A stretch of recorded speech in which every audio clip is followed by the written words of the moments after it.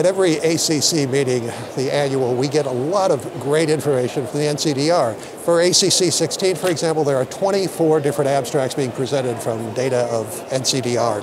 So here we're going to talk about incidence and outcomes of valve hemodynamic deterioration in TAVR in U.S. clinical practice, and this is a report from the STS-ACC Transcatheter Valve Therapy Registry.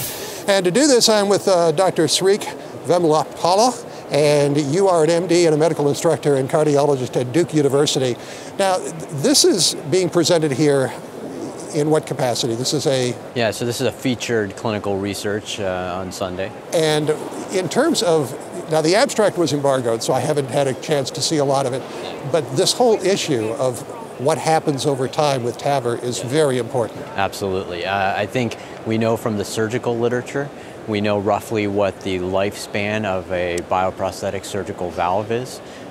We don't know that quite as well for TAVR because it hasn't been around as long. In addition, recently over the last year to year and a half, there have been some reports of both subclinical and potentially clinical valve thrombosis as well. And that really plays into the lifespan of the valve as well as potential sequelae like stroke. So what did you analyze and what did you find? Yeah, so what we did was we used the STS-TVT registry, which is a registry of all commercial TAVR cases in the United States. And we actually went back and said, how many people have valve hemodynamic degeneration over an 18-month period of time? And specifically, we defined that as a change in mean aortic gradient of at least 10 millimeters of mercury. And we actually created 2 time points. We said, how many people had a change from post-procedure to 30 days of 10 or greater, and how many people had a change from 30 days to 1 year of 10 millimeters of mercury or greater. We did this in over 30,000 patients, so this is the largest of these reports to date. And what we found was that in that 0 to 30 day time frame, of which we had 10,000 patients, about 200 or so of which actually had this valve degeneration, so that's about 2.1%. In the 30 to 1 year time point, it was about 2.5%. That's in line with what previous literature has said for this. Most importantly, however, we looked at the incidence of cardiovascular events in those people who did and did not have valve degeneration.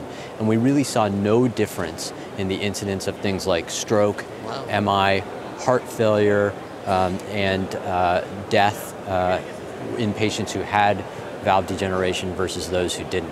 So despite the fact there is some valve degeneration, it does not appear to have, at least at this point, clinical significance. Yeah, and I would say that the caveat here is that we followed these, that's right, and we followed these patients out to 18 months. Certainly in the surgical literature, people have been followed out to 15 years. Yeah. So what are you going to do? I mean, what's the next step in this? Well, I would say there's one other thing that we did which goes to the next step, which is that we actually looked at predictors of who would develop valve degeneration. And we actually saw that in that 0 to 30 day time frame, people who have severe patient prosthesis mismatch, people who have had valve-in-valve procedures, people who have severe lung disease, and people who have elevated body mass indices are all at higher risk of having valve degeneration.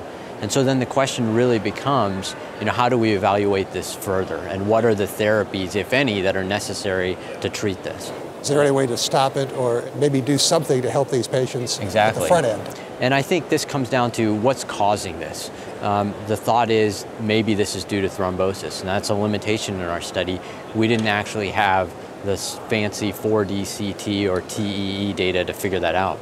But I think this is where we need prospective studies to actually do systematic CT or TEEs on these patients so that we can understand exactly what the etiology of this is, and then we can understand what are the appropriate treatments. Should it be anticoagulation? Should it be P2Y12 inhibitors? Should it be something else? And those are really the next step.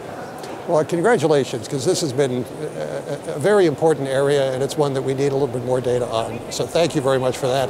And for NCDR data, what I would suggest you do is check out the coverage from the ACC 16 meeting in CardioSource World News and CardioSource World News Interventions, where I'm Executive Editor Rick McGuire.